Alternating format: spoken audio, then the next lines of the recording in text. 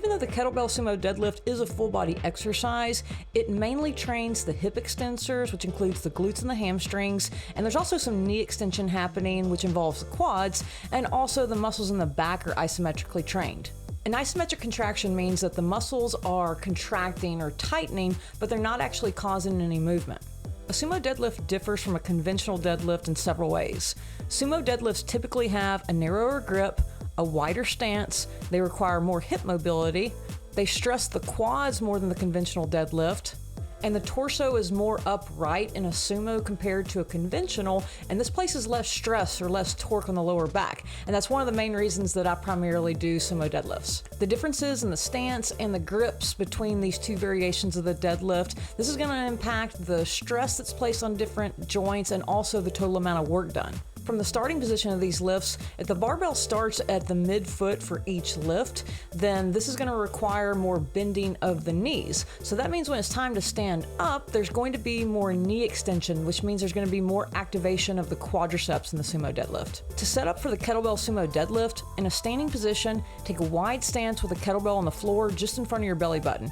It should be positioned in between the feet at about the midfoot. The handle of the kettlebell should align with the spine of your scapula, meaning the top of your shoulder blades. If you start with the kettlebell too far in front of you, this is going to cause too much forward lean of the torso, and it could place unnecessary stress on the lower back. Your body's going to naturally try to pull it closer to your body as you stand up with it, and that process wastes energy. Please hit like and subscribe if you're finding this information useful. Your stance should be wider than shoulder width, meaning that your heels should be outside of your shoulders. Angle your toes out to about 40 to 45 degrees. Think about 10 o'clock and 2 o'clock on a watch. And you want your knees to stay in line with your feet throughout the movement. Your neck should be in a neutral position in line with the rest of the spine. One way to make sure that this happens is to either keep your eyes looking straight ahead or look at a spot on the floor about 6 feet in front of you. Start to bend your knees, and with straight arms and a flat back, grab the kettlebell with both hands, palms facing the body.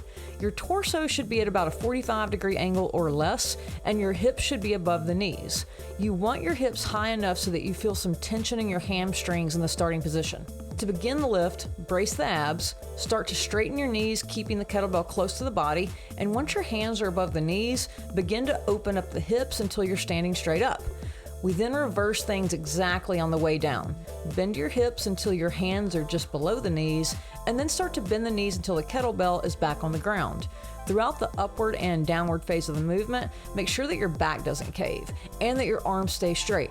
You want to be moving the kettlebell with your legs and not your arms.